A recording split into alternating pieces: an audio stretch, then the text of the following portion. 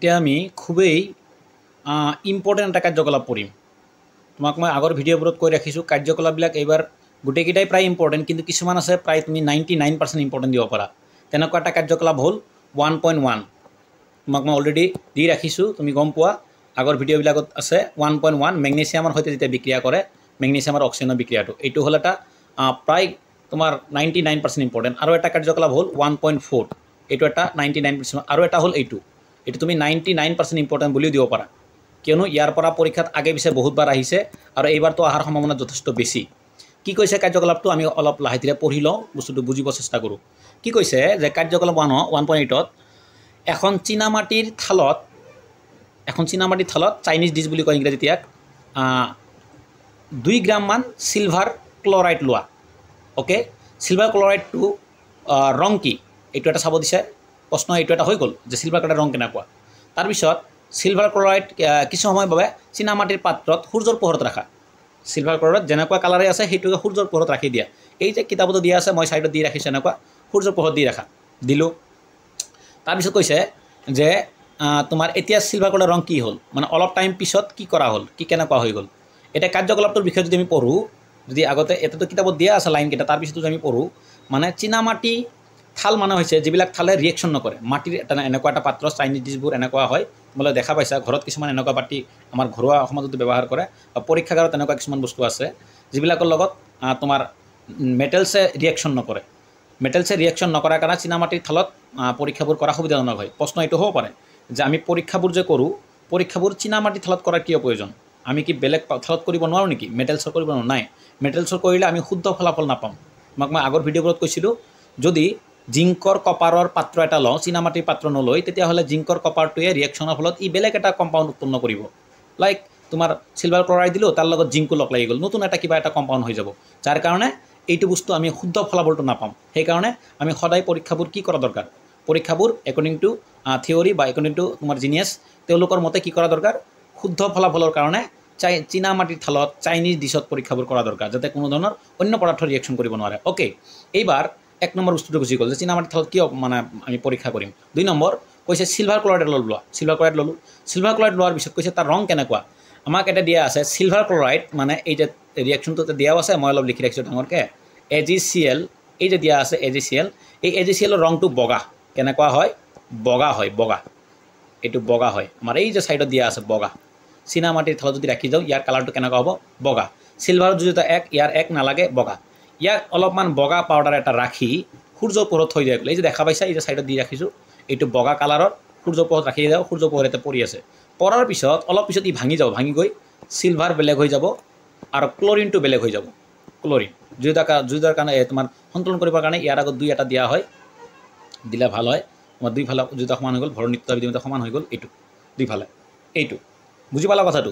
এইটো ৰিয়েকশ্যন ঘটিব। ৰিয়েকশ্যন কৰাৰ পিছত কি হৈ গ'ল, AgCl ভাঙি দিয়াৰ পিছত হৈ গ'ল Ag + Cl, তলত 2 দিলোঁ, ইয়াৰ আগত 2, দুয়োটা হৈ গ'ল। এইবাৰ কথাটো হ'ল সূৰ্যৰ পোহৰত যদি ৰাখিলোঁ, ছানলাইট যদি ৰাখিলোঁ, তেতিয়া ই তাপ পোৱাৰ লগে, পোহৰ পোৱাৰ লগে লগে, আমি কাৰ্যকলাপ 1.5, 1.6ত পঢ়িছিলোঁ যে তাপ দিলে কিছুমান বস্তু ভাঙি যায়, এটাৰ পৰা ভাঙি গৈ 2টা হৈ যায় বা 3টা হৈ যায়, তেতিয়া এইটো কৈছিলোঁ তাপীয় বিয়োজন। আৰু আমি কাৰ্যকলাপ 1.7ত পঢ়িছোঁ, তোমাৰ বিদ্যুৎ দিয়াৰ লগে লগে পানী ভাঙি পৃথক পৃথক হৈ গৈছিল, এইটো আছিল বিদ্যুৎ বিশ্লেষণ। এইবাৰ যিহেতু সূৰ্যৰ পোহৰ পৰাৰ লগে লগে এটা বস্তু ভাঙি গৈ 2টা হৈ গ'ল, তাহলে এই প্ৰক্ৰিয়াটোক, এই বিক্ৰিয়াটোক কোৱা হ'ব পোহৰ বিশ্লেষণ। কি বুলি কোৱা হ'ব? পোহৰ বিশ্লেষণ। পোহৰ বিশ্লেষণৰ আৰু এটা নাম আছে আলোক বিশ্লেষণ। আলোক বিশ্লেষণ, পোহৰ মানে আলোক, পোহৰ বিশ্লেষণ বা আলোক বিশ্লেষণ বুলি কোৱা হয়। ইয়াত এটা বস্তুৰ ওপৰত পোহৰ পৰাৰ লগে লগে ভাঙি গৈ 2টা হৈ গ'ল।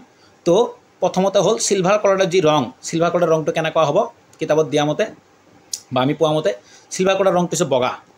চিলভাৰ ক্লৰাইড কেনেকুৱা কালাৰৰ হয়? নৰ্মেলি বগা হয়। এতিয়া কৈছে যে তুমি দেখা পাবা বগা চিলভাৰ ক্লৰাইড সূৰ্যৰ পোহৰত ৰাখাৰ লগে মটীয়া কালাৰ হৈ গ'ল, মটীয়া গ্ৰে কালাৰ হৈ গ'ল। মানে চিলভাৰ ক্লৰাইড এটা আছে, এই চিলভাৰ ক্লৰাইডটো হোৱাইট, বগা, ধুনীয়াকৈ বগা কালাৰ এটা বস্তু আছিল, ই পোৱাৰ লগে লগে যি উৎপন্ন হৈ গ'ল মটীয়া ৰঙৰ হৈ পৰিছে। এই কালাৰটো মটীয়া হৈ যাব, এইটো মটীয়া কালাৰ হ'ব, গ্ৰে, যোনটো গ্ৰে বুলি কয়। হোৱাইট বস্তু এটা তোমাৰ হেৰি হৈ গৈ গ্ৰে কালাৰ হৈ যাব, মটীয়া কালাৰ হৈ যাব। অ'কে, মানে ৰঙৰ পৰিৱৰ্তন কিন্তু হ'ল, প্ৰশ্ন আমি পায়ে গ'লোঁ। তাৰপিছত পোহৰ বিশ্লেষণৰ ফলত ই তোমাৰ বিয়োজন হৈ গ'ল। এইবাৰ কিতাপত দিয়া আছে আমাৰ, তোমালোকে নিশ্চয় কিতাপত দেখাই পাইছা যে যদি এই ধৰণৰ বিক্ৰিয়া আৰু বেলেগ লোৱা হয়, ছাপ'জ যদি চিলভাৰ ক্লৰাইড নহয় চিলভাৰ ব্ৰমাইড লোৱা হয়, চিলভাৰ ব্ৰমাইড Br যদি লোৱা হয় তথাপি সেম ঘটনাই হ'ব। চিলভাৰ ক্লৰাইড লৈ যদি এইটো চিলভাৰটো বেলেগ হৈ যাব আৰু ব্ৰমিনটো বেলেগ হৈ যাব, Brটো বেলেগ হৈ যাব এনেকুৱা। এই ব্ৰমিনৰ ক্ষেত্ৰত সেম বিক্ৰিয়াই হয়।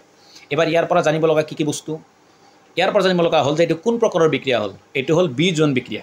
কোন প্ৰকাৰৰ বিক্ৰিয়া? বিয়োজন বিক্ৰিয়া। কাৰণ এটাৰ পৰা ভাঙি গৈ কেইটা হৈ গ'ল? দুটা হৈ গ'ল। তাৰপিছত ইয়াত ৰঙৰ কি পৰিৱৰ্তন হ'ল? ৰঙৰ পৰিৱৰ্তন হ'ল যে বগা বৰণৰ চিলভাৰ ক্লৰাইড বা বগা বৰণৰ চিলভাৰ ব্ৰমাইড ভাঙি গৈ মটীয়া কালাৰৰ হৈ যায়। কেনেকুৱা হৈ যায়? মটীয়া কালাৰৰ হৈ যায়, মটীয়া। কাৰণ ইয়াতো চিলভাৰ হৈছে, চিলভাৰটো মটীয়া হ'ব আৰু ক্লৰিনটো গেছ গুচি যাব, আকৌ এইটো মটীয়া কালাৰৰ হৈ যাব। দুইটা ক্ষেত্ৰত সেম, তোমালোকে কিতাপত পাবা, এই পৃষ্ঠাটোতে উল্টা পৃষ্ঠাটোতে আছে কিতাপত। তো দুইটা ক্ষেত্ৰত তোমাৰ ৰঙৰ পৰিৱৰ্তন হৈছে। কেনেকুৱা? বগা ৰং পৰিৱৰ্তন হৈ মটীয়ালৈ হৈছে, এইটো এটা। তাৰপিছত এইটো যে বিয়োজন হৈছে, বিয়োজনৰ কোনটো ভাগত পৰিছে? বিয়োজনৰ এইটো হৈছে আলোক বিশ্লেষণ বা পোহৰ বিশ্লেষণ, মানে পোহৰ প্ৰয়োগ কৰি এইটো ঘটোৱা হৈছে। গ'ল।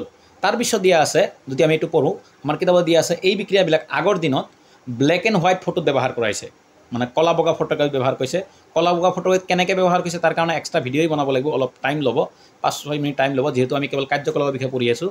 এই কাৰ্যকলাপ সম্ভাৱ্য প্ৰশ্নবিলাকৰ বিষয়ে পঢ়ি আছোঁ আমি। তো এই বিক্ৰিয়াটোক কলা বগা ফটোগ্ৰাফীটো ব্যৱহাৰ কৰা হৈছিল। প্ৰশ্ন হ'ব পাৰে যে চিলভাৰ ক্লৰাইডৰ এটা ব্যৱহাৰ হ'ল, তলত দিয়া আছে কলা বগা ফটোগ্ৰাফী ব্যৱহাৰ কৰা হৈছিল, অন্যান্য কিবা কিবি দিয়া থাকিব। তুমি কলা বগা ফটোগ্ৰাফীটো চিলেক্ট কৰিব লাগিব, ঠিক আছে। তো ইয়াৰ পৰা সম্ভাৱ্য প্ৰশ্ন কি কি হ'ব পাৰে মোক কোৱা। যদি মই 1 নম্বৰ প্ৰশ্ন সোধোঁ, 1 নম্বৰ প্ৰশ্ন হ'ব যে চিলভাৰ ক্লৰাইডৰ ৰং কেনেকুৱা? এই চিলভাৰ ক্লৰাইডৰ ৰং কেনেকুৱা? বগা, বগা, হোৱাইট। 1 নম্বৰ ৰংটো হ'ল চিলভাৰ ক্লৰাইডৰ ৰং কেনেকুৱা? হোৱাইট, এইটো এটা গ'ল। 2 নম্বৰ প্ৰশ্নটো হ'ব যে চিলভাৰ ক্লৰাইড বিক্ৰিয়া কৰাৰ পিছত তাৰ ৰং কেনেকুৱা হৈ যায়? চিলভাৰ ক্লৰাইড বিক্ৰিয়া কৰাৰ পিছত ৰংটো হৈ যায় গ্ৰে, মটীয়া কালাৰৰ হৈ যায়, গ্ৰে। এইটো 2 নম্বৰ প্ৰশ্ন। 3 নম্বৰ প্ৰশ্ন, চিলভাৰ ক্লৰাইডক উত্তপ্ত কৰাৰ পিছত, তোমাৰ সূৰ্য পোহৰত ৰখাৰ পিছত তোমাৰ কি কয়, কি বস্তু উৎপন্ন হয়? সেইটো হ'ল চিলভাৰ আৰু কি ক্লৰিন উৎপন্ন হয়। 4 নম্বৰ প্ৰশ্ন, চিলভাৰ ক্লৰাইডক সূৰ্য পোহৰত ৰাখিলে তোমাৰ কোন প্ৰকাৰৰ বিক্ৰিয়া ঘটে? এইটো হ'ল বিয়োজন বিক্ৰিয়া। কি বিক্ৰিয়া? বিয়োজন বিক্ৰিয়া। তাৰপিছত চিলভাৰ ক্লৰাইড কি কয় কোনটো ক'ত ব্যৱহাৰ কৰা হয়? সেইটো হ'ল কলা বগা ফটোগ্ৰাফীত। গতিকে এনেকুৱা ধৰণৰ মানে মিল থকা যিকোনো ধৰণৰ ৰিলেটেড প্ৰশ্নবিলাক আহিব পাৰে। আশা কৰোঁ বুজি পাইছা। এই ভিডিঅ'টো খুবেই দৰকাৰ হ'ব। ক'বলৈ গ'লে এইটো তোমাৰ 100%ই দৰকাৰ। এনেকুৱা আগে পিছে বহুতবাৰ পৰীক্ষাত এইটো কাৰ্যকলাপৰ পৰা প্ৰশ্ন আহিছে, ঠিক আছে। আশা কৰোঁ বুজি পাইছা। যদি ভিডিঅ'বোৰ চাই ভাল লাগে, যদি বুজি পোৱা, তেতিয়াহ'লে কমেণ্টত জনাবা। আৰু ভিডিঅ'ৰ তোমাৰ চেনেলটো ছাবস্ক্ৰাইব কৰি ৰাখিলে আগলৈ এনেকুৱা সুবিধাজনক ভিডিঅ'বিলাক পাই থাকিবা, ঠিক আছে।